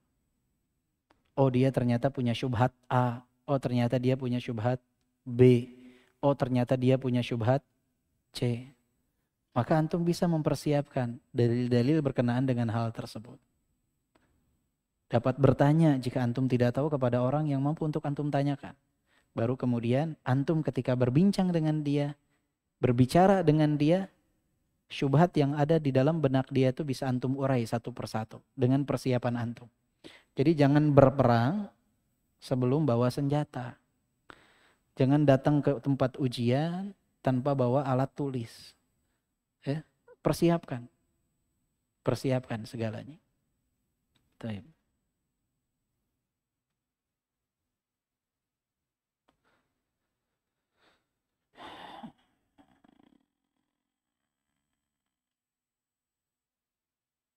Ini bagaimana, ada yang bertanya tentang kondisi kita di zaman pandemi yang secara ekonomi semua pasti ada perubahan ya, kesulitan dalam hal sehari-hari. Bagaimana caranya untuk bersabar? Yang tadi kita sebutkan ayyuhal ikhwah, bahwa fahami rizki itu tidak hanya harta dunia. Dan Allah tidak mungkin akan menelantarkan umatnya. Dan apa yang kita lakukan, apa yang kita rasakan saat ini nih jauh dari apa yang dirasakan oleh para sahabat dan Rasulullah SAW. Nabi yang paling mulia, Rasul yang paling mulia, makhluk yang paling agung. 3 bulan di dalam rumah beliau, 3 kali hilal di dalam rumah beliau, 2 bulan berturut-turut 3 kali hilal. Itu tidak adanya api yang menyala, hanya memakan al-aswadan, air dan kurma. Berapa kali Rasulullah mengikat batu di perut beliau menahan rasa lapar. Bahkan saat itu Rasulullah keluar dari rumah beliau, mengikat perut beliau dengan batu untuk menahan lapar. Ternyata Abu Bakar dan Umar pun sama dalam keadaan kelaparan. Ana rasa tidak ada satupun di antara kita yang pernah mengikat perut agar menahan lapar. Ada saja, nasi kah, apakah.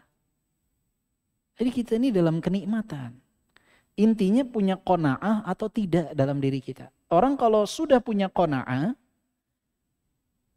harta itu hanya sebetas di genggaman dia saja, akan selalu merasa cukup. Tapi kalau harta itu sudah ada dalam hati dia, sebanyak apapun harta yang dia miliki akan selalu merasa kurang. Jadi patokannya adalah di mana harta tersebut kita letakkan, di hati atau di tangan. Kalau di tangan, insya Allah antum akan selalu merasa qanaah dan cukup. Tapi kalau di hati, sebanyak apapun tidak akan pernah merasa cukup.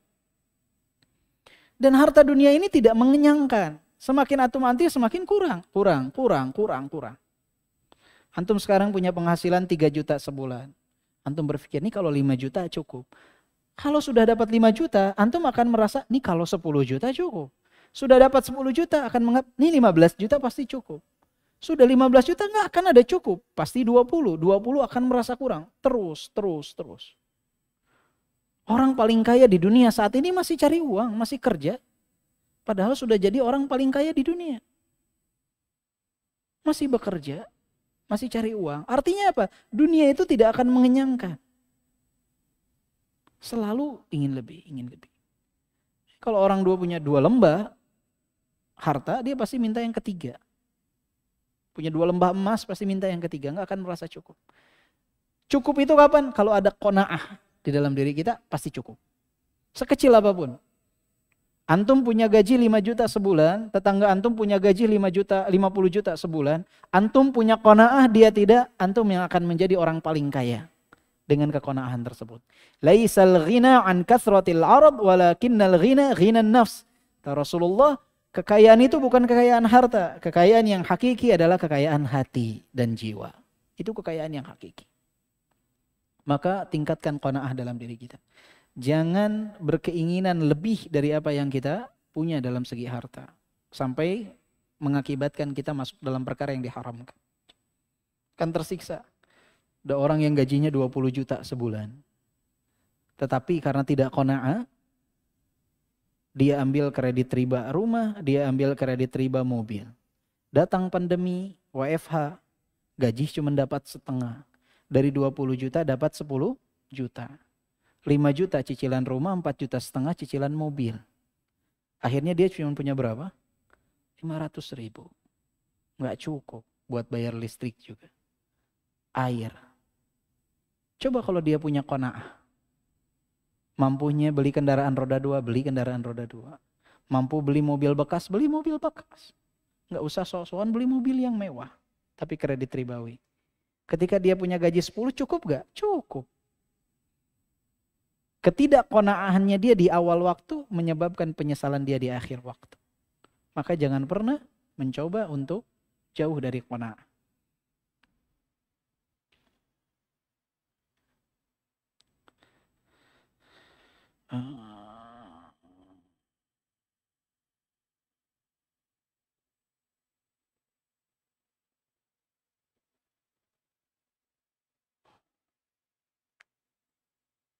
Bagaimana jika suami sering menggoda atau mengajak bermain anak tetangga yang masih kecil, sedangkan ibu dari anak tersebut tidak berhijab? Saya sendiri kadang malu lihat pakaian ibunya, dan sepertinya suami saya biasa aja lihatnya. Apakah suami saya terkena fitnah syahwat dan ada rasa cemburu dalam hati saya? Mohon nasihatnya. Wah, ini perlu berhati-hati, Bu, ya. Jadi laki-laki itu ibarat kucing lihat ikan. Jangan percaya 100%. Bukan berarti curiga, tetapi perlu kehati-hatian. Diingatkan suaminya tentang fitnah yang dapat timbul. Jangankan dengan tetangga. Rasulullah mengatakan alham huwal maut. Ipar itu kematian. Ipar masih dalam satu keluarga.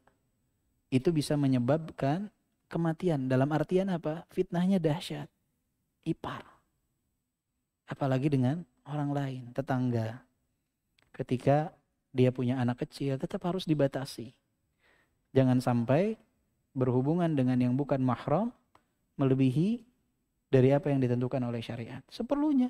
Ya, artinya kalau lewat Assalamualaikum, Waalaikumsalam sambil lewat. Tapi untuk bersenda gurau, ya, dengan dalih anaknya masih kecil, itu harap dihindari. Karena akan timbul ketertarikan. Saya berapa kali mendengar kisah di lingkungan saya. Ipar dengan ipar.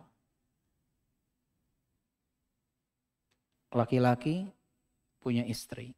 Kakaknya perempuan punya suami. Ternyata istrinya punya hubungan dengan suami kakaknya. Adik bercerai, kakak bercerai. Istri dia menikah dengan suami kakaknya. Ini sudah berkali-kali kejadian seperti ini. Kenapa? Karena tidak ada batasan dalam ruang keluarga tersebut. Ingat, bukan mahram, harus ada batasan. Karena setan itu bermain dahsyat, lihai mereka. Menggoda manusia. Jangan sampai hilang kecemburuan. La yadkhulul jannata dayyuth. Tidak akan masuk surga seorang dayyuth yang tidak memiliki rasa cemburu kepada mahramnya. Hati-hati. Diingatkan ibu dengan cara yang hikmah. Kemudian diingatkan juga tentang fitnah wanita. Karena Allah sebutkan dalam Al-Quran, inna kaidahunna azim. Tipu daya wanita itu sangat dahsyat. Kalau setan mah lemah tipu dayanya. Tapi tipu daya wanita dahsyat. Hati-hati. Ya, kecuali jika ibu tersebut misalkan seorang janda, kemudian suami ibu memiliki ketertarikan untuk dinikahi, dijilbabi untuk menjadi istri kesekian, ya kalau secara syariat boleh, tidak masalah, ya dibolehkan, dibolehkan hal tersebut. Tapi tujuannya lillah, untuk Allah Subhanahu wa taala. Dan jarang wanita yang setuju dengan alternatif yang kedua ini, ya. Ya. Ini kan andai, misalkan dia seorang janda punya anak, bapaknya ingin menolong, kemudian diajak untuk berjilbab, menutup auratnya. Ini sesuatu yang baik insya Allah.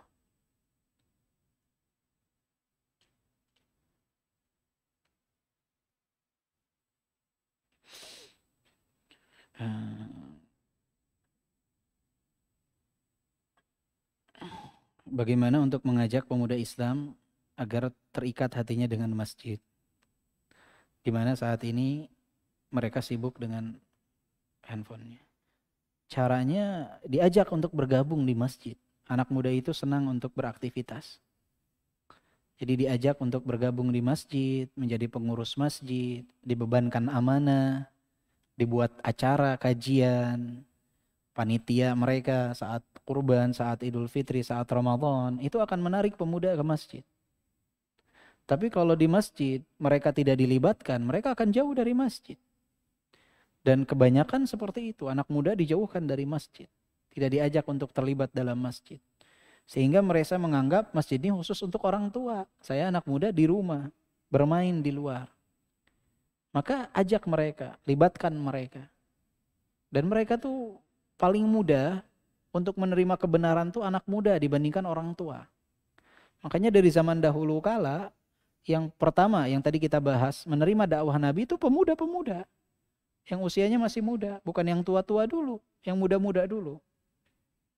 Sebenarnya mudah untuk menerima kebenaran. Antum lihatlah di lingkungan kita, di rumah-rumah kita. Itu yang biasanya mudah untuk diajak tuh, yang muda-muda. Kalau yang tua-tua rata-rata, oh enggak, saya dari dulu begini. Karena ada kegengsian tersendiri dari orang tua itu ketika ikut kepada yang lebih muda. Tapi yang lebih muda lebih welcome sebetulnya. Tinggal kitanya bagaimana cara mengingatkan mereka, cara mengajak mereka. Dan gadget juga, handphone ya. Kalau bisa memang dikasih waktu batasan anak itu untuk menggunakan handphone. Kalau memang tidak perlu, cukup pakai handphone kita saja. Kalau memang perlu dia handphone tersendiri, karena sekarang pembelajaran secara online, itu dibatasi. Jangan dibiarkan begitu saja. Ya. Kalau zaman dahulu caranya lebih mudah sebetulnya. Biasanya internet itu dipakai di tengah rumah. Jadi terkontrol apa yang digunakan. Tapi zaman sekarang kan internetnya dipakai kemana-mana, dibawa kemana-mana lewat handphone. Makanya jangan dibiarkan anak itu masuk ke dalam kamar sendiri membawa handphonenya. Karena itu akan membuka pintu yang sangat dahsyat. Ya. Kalau zaman dulu itu ada serial kartun anak-anak itu lihat pintu kemana saja. Sekarang handphone itu adalah pintu kemana saja di dunia online. Jadi dia masuk kamar, dia masuk kemana saja kita nggak tahu. Kita tidur, kita anggap anak kita ini Masya Allah soleh. Tahu-taunya kita nggak tahu dia kemana saja. Semalaman dengan pintu kemana saja lewat handphone dia itu. Hati-hati.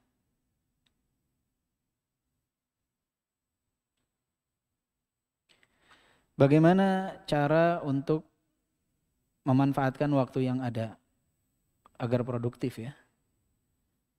Intinya gini, seseorang itu nggak ada istilahnya dia sibuk, tidak sempat belajar. Intinya dia bisa memanfaatkan waktu atau tidak. Dia mahasiswa kah, dia pekerja kah, dia bos kah, dia apakah. Intinya dia bisa memaksimalkan waktu atau tidak, itu intinya. Contohnya dia mahasiswa kuliah. Banyak waktu luang sebetulnya kalau dia mau untuk mempelajari ilmu agama secara tersendiri. Perjalanan dia menuju kampus, pulang dia dari kampus, naik kereta misalkan. Berjam-jam tuh kalau dikalkulasikan, Masya Allah ya. Antum total sebulan itu berapa puluh jam yang terbuang begitu saja. Coba dibuat program khusus. Antum bulan ini ingin mempelajari tentang tata cara sholat sesuai sunnah Nabi. Di-download kajian tentang sunnah, sholat sesuai dengan sunnah Nabi. Targetkan 1 bulan selesai. Itu perjalanan pulang pergi, antum udah kajian berapa puluh kali itu. bulan berikutnya tentang zakat. Download semua kajian tentang zakat. Berangkat kerja, pulang dari kerja di kereta atau di motor atau di mobil. Itu manfaat. Jadi usahakan untuk mencari dan mempelajari sesuatu itu secara terprogram. Kajian kitab, beres kitab ini, kajian kitab apa. Sehingga antum bertahun-tahun ikut kajian tuh ada manfaatnya. Banyak orang yang gak seneng ikut kajian kitab. Hanya senengnya kalau kajiannya tematik saja. Insya Allah mau 20 tahun, 50 tahun antum ikut kajian, ada manfaatnya ada. Tapi tidak sebesar seseorang belajar secara runut. Maka usahakan untuk cari kajian kitab. Dari mulai kitabus shalah, zakat, siyam, haji, bahasa Arabnya juga, nahunya, kemudian hal-hal yang lainnya. Tentang tauhid juga, usahakan untuk ikuti kajian kitab. Biar terprogram. Antum akan bedakan sendiri. Kajian antum 10 tahun, hanya ikut tematik, dengan kajian orang yang mondok 2 tahun, beda gak hasilnya? Beda. Kadang kita kaget, anak kecil masuk pondok 3 tahun, SMA-nya di pondok, SMP-nya biasa. SMA-nya pondok, keluar udah Masya Allah pengetahuan agamanya. Kalah kita. Padahal kita ikut kajian udah 10 tahun, 20 tahun. Kenapa? Berarti ada yang salah dengan program kajian kita. Karena kita tidak terprogram. Diri kita gak memprogramkan diri sendiri untuk kajian tersebut. Maka cari yang runut. Jangan hanya senang untuk kajian yang hanya tematik saja. Ada manfaatnya? Ada, untuk menyegarkan, untuk menambah semangat. Manfaatnya ada, pasti tidak ada yang kajian gak ada manfaatnya. Pasti ada manfaatnya. Akan tetapi lebih besar ketika antum ikut kajian yang runut membahas tentang tema tersebut. Apa hukumnya untuk berjualan kaos yang ada di sana simbol-simbol hal-hal yang dilarang dalam agama? Ya, tidak boleh ya. Antum sama saja mengajak orang untuk menyenangi hal tersebut. Jadi usahakan untuk difilter. Apa yang antum jual ya sesuatu yang halal. Jangan sampai antum katakan perbuatan ini haram. Tapi antum menjual baju yang di baju tersebut ada ajakan untuk berbuat hal yang haram itu. Riba haram. Tapi antum ketika dikasih kaos gratis dari tempat riba, antum pakai kemana-mana. Itu kan dakwah sama saja. Antum tontonin ke orang aja kan, promosi. Kadang yang sangat menyedihkan masjid-masjid. Itu dengan mudah memasang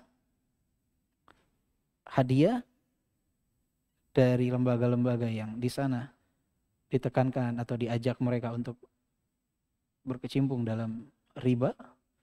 Kemudian karena gratis dipasang. Ini kan sama saja iklan, ada simbol mereka di sana. Jadi harap untuk difilter hal tersebut.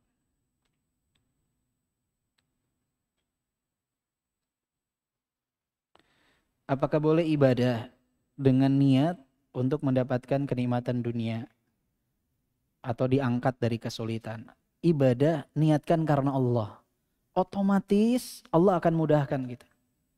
Urusan dunia kita. Jadi ibadah itu lillah, untuk Allah. Antum jangan khawatir, pasti Allah akan angkat kesulitan kita. Fa amma man a'ta wattaqa wa saddaqa bil husna fasanuyassiruhu lil yusra. Fa amma man a'ta, siapa yang memberi, wattaqa dan bertakwa, wa saddaqa bil husna dan membenarkan tentang surga. Fasanuyassiruhu lil yusra, maka aku akan mudahkan, akan diberikan kemudahan bagi dia.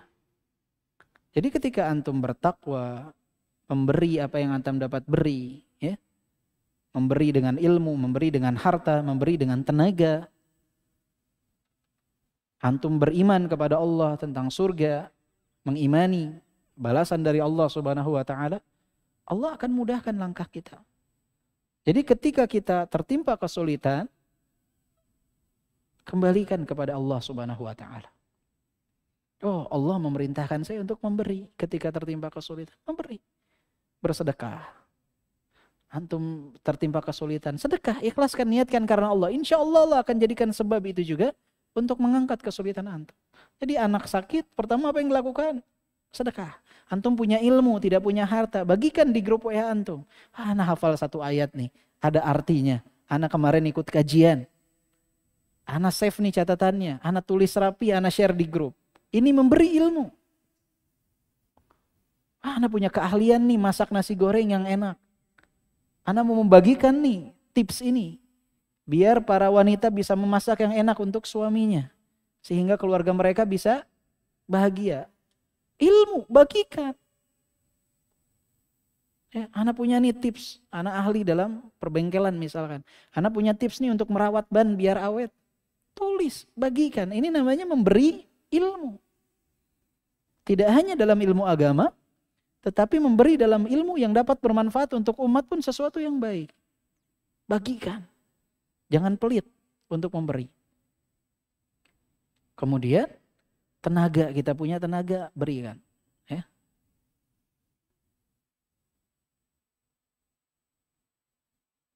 Udah, baik. Baik.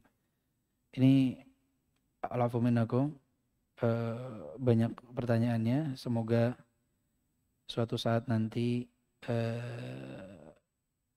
bisa kita jawab di kesempatan lain atau nanti bisa ditanyakan kepada ustadz-ustadz lain untuk menjawab hal-hal tersebut. Mungkin itu yang bisa Ana sampaikan. Semoga bermanfaat untuk Ana secara pribadi dan kita semua. Kita tutup dengan doa kafaratul majlis. Subhanakallahumma wa bihamdika asyhadu an la ilaha illa anta astaghfiruka wa atubu ilaik. Walhamdulillahirabbil alamin. Assalamualaikum warahmatullahi wabarakatuh.